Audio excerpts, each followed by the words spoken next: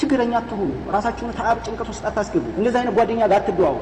ሳውዲ ያለች እዚህ ጋር ብትመጭና እንደው እኮ አንድ ዓመት እንደምንም ብለሽ 1-2 ዓመት ብትሰሪ የሆነች ቤት ቀንጠብ ታደርጊያለሽ። ከዛም በኋላ ብትወጂ እንኳን ከባልሽ ብትፋጭ ወይ ሁለተኛ ቢያገባብሽ እሷ ውስጥ ሆነሽ ሌላ ስራሽን እየሰራሽ ልጆችሽን ታሳድጊያለሽ። ዛሬ ጊዜ መውደቅ ያለ እኔ ልንገርሽ ትላለች። ውስ አድርጋ ቀስቅሳ እያግለበለበች በእንትን ከጠፋ ተባህል ምን ችግር አለ? በጣም ብዙ ሰው ነው የሚመጣው። ምን ታውቃለህ? ነይ አይዞሽ እና እኛም እንረዳሻለን።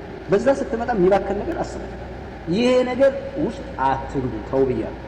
ሌላ ብዙ አልገባም እና ይሄ 9ኛ አሰላሙ አለይኩም ወራህመቱላሂ ወበረካቱ። ኡስታዝ ጥያቄ ነበር። ወአለይኩም ሰላም ወራህመቱላሂ ወበረካቱ። እሱም የሆነ ሰው ነበር ሚስቱን 2 ጊዜ ፈታ።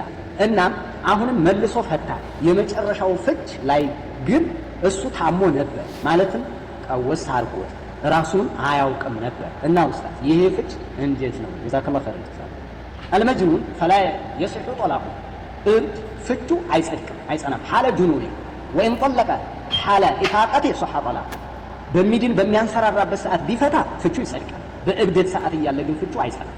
ወላ የጁዙ ሊገይሪ ልአብ አንያራ ኢጅማዕ ማንም እኔ ይህንን እብዱን ወንድሜን ተክቼ እፈታለሁ የሚል ኢጅማዕን አይቻልም። አባት በጅምሁሮች አይቻልም።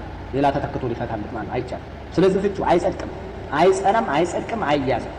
يقول الإمام ابن باز رحمه الله تعالى إذا طلق في حال سكره السكران وهو لا يعقل كهنا فهو كالمجنون فلا يقع طلاقه ፍቹ አይጸናም፣ አይጸድቅ ይላል أهل العلم በዚህ በጣም ብተዋል።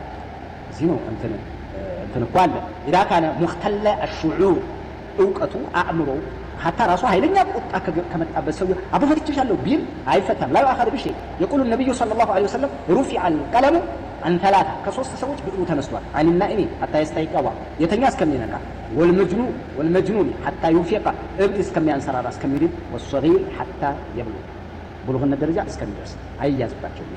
የተኛ ሰው ፈትቼሻለሁ ቢል አይቆጠርበትም። ቢሰድብህም እንዳትናገር አይያዝ፣ ንግግሩ አይያዝ። አታ ከላም አይደለም የሚልኳል ናፍቆት ውስጥ ንግግሩ ራሱ ከላም አይደለም፣ አይያዝ እንኳን ሁክም ይደረግበት። ስለዚህ እብድ ስለሆነ 2ቱ ፍቾች መጀመሪያ በጤንነት ጊዜ የፈታው ነው። ይሄ መጨረሻ ላይ የተፈታው ብቻ አይሆንም፣ አይጸናም ነው።